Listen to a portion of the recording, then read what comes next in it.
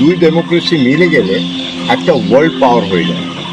একদিকে সীমান্তে চলছে পুশিন, বাংলাদেশ ভারত সম্পর্কে যেন কোথায় একটু তাল সুর লয় কেটে গেছে। এরই মাঝে বাংলাদেশে পা রেখেই এমন একটি কথা বলে বসলেন ভারতের নতুন হাইকমিশনার, যা মুহূর্তেই কূটনৈতিক সৌজন্যের সীমা পেরিয়ে রাজনৈতিক বিতর্কের কেন্দ্রবিন্দুতে চলে এসেছে। তিনি বলেন, ভারত ও বাংলাদেশের শক্তি এক হলে বিশ্ব শক্তিতে পরিণত হবে। আর এর সঙ্গে যখন যোগ হলো এক আকাশ, এক বাতাস এবং 160 কোটির জনশক্তির প্রসঙ্গ, তখন প্রশ্ন উঠতে শুরু করল, তিনি কি কেবল সহযোগিতার কথা বলেছেন, নাকি আরও গভীর কোনো রাজনৈতিক ইঙ্গিত দিয়েছেন?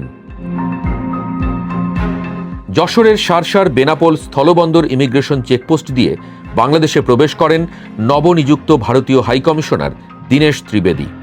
স্ত্রী মৃণাল ত্রিবেদীকে সঙ্গে নিয়ে বাংলাদেশে পৌঁছানোর পর সাংবাদিকদের সঙ্গে আলাপকালে তিনি বলেন, ভারত ও বাংলাদেশ এই দুই প্রতিবেশী ও গণতান্ত্রিক দেশের সম্মিলিত শক্তি একদিন বিশ্ব রাজনীতিতে বড় ভূমিকা রাখতে পারে। দীনেশ ত্রিবেদী বলেন, আমাদের 140 কোটি মানুষের সঙ্গে বাংলাদেশের 20 কোটি মানুষ যোগ করলে দাঁড়ায় 160 কোটি। আমি এখানে যা করতে চাই তা দুই দেশকে একসঙ্গে নিয়েই ভাবছি, আলাদা করে নয়। তিনি আরও বলেন, দেখছেন না আমি হেঁটে চলে আসছি, একই আকাশ, একই বাতাস, শুধু অভিন্ন সীমান্ত নয়, অভিন্ন স্বপ্নও আছে। আমরা মিলেমিশে ভিসার সমস্যার সমাধান করব, ভালোবাসা ও আন্তরিকতার মাধ্যমে সব সমস্যার সমাধান সম্ভব। দুই দেশের গণতান্ত্রিক ব্যবস্থার প্রশংসা করে তিনি বলেন, বাংলাদেশে গণতন্ত্র শক্তিশালী, আমাদেরও গণতন্ত্র শক্তিশালী। তবে তার এই বক্তব্যে ইতোমধ্যেই রাজনৈতিক প্রতিক্রিয়া দেখা দিয়েছে। শনিবার নিজের ভেরিফাইড ফেসবুক পেজে এক পোস্টে বাংলাদেশ জামায়াতে ইসলামীর আমির ডাক্তার শফিকুর রহমান বলেন, ভারত বাংলাদেশের এক হয়ে যাওয়া বলতে নতুন ভারতীয় হাইকমিশনার কি বুঝিয়েছেন, সরকারের উচিত তার কাছ থেকে এর ব্যাখ্যা চাওয়া। তিনি আরও বলেন, ভারত যেমন একটি স্বাধীন দেশ, বাংলাদেশও একটি স্বাধীন দেশ। বক্তব্যটি স্পষ্ট না হলে জনমনে বিভ্রান্তি তৈরি হবে।